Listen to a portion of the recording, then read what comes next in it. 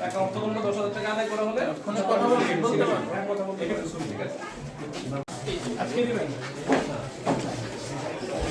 হয়ে গেছে কি আর ঠিক আছে, তাহলে এক কাজ করুন, এগুলো এখানে বেশি থাকে। তাহলে আজকে আমি করে দিই। আপনি লোকমান হোক টাকা আনার ব্যবস্থা করেন। প্রথম যদি একজন এখানে আটক থাকবে, উনি আটক থাকবে, আপনি লোক পাবো, ওনাকে দেখবেন করবো, ঠিক আছে? তাহলে আমার সাথে কোনো লোক দিবেন।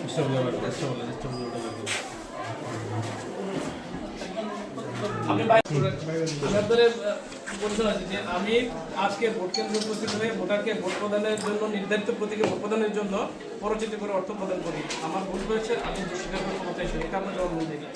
ঠিক আছে, ঠিক আছে, আপনি এখানে আপনি সই স্বাক্ষর করেন। আপনি স্বাক্ষর করেন, আপনি স্বাক্ষর করেন এটা। আমি তো বলছি যে আপনি দোষ স্বীকার করলে আমি দোষ স্বীকার অনুযায়ী আপনার নাম নেন, পুরো নাম লেখেন।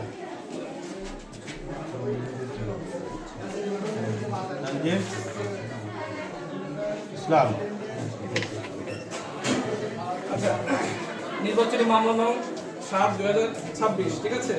এই মোকদ্দমায় আপনি 29 নম্বর ভোট কেন্দ্রে প্রিজাইডিং অফিসারের অভিযোগ মতে আপনি কোনো একজন ভোটারকে নির্ধারিত প্রতীকে ভোট দেওয়ার জন্য পরিচিত করে অর্থ প্রদান করেছেন এবং আপনি আপনার জবানবন্দিতে সেই দোষ স্বীকার করেছেন।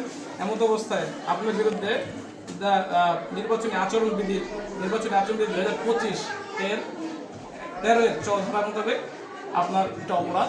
এই অপরাধে আপনাকে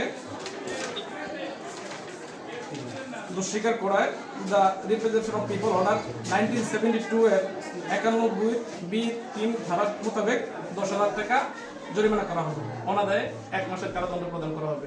আপনি নগদ অর্থ প্রদান করবেন নাকি 3 দিনের মধ্যে টাকা দেওয়ার জন্য স্লিপ দিবেন? না, নগদ সময় দিবেন না, সপ্তাহ সপ্তাহ। কত টাকা?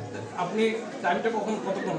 এখন আপনার কাছে নগদ আছে, পরিশোধ করতে পারবেন? না, নগদ নাই মানে আনাই দিতে হবে। তাহলে কি করবেন? আপনি এই কমিটি বরাবরের টাকা দাখিল করবেন, কেমন করবেন?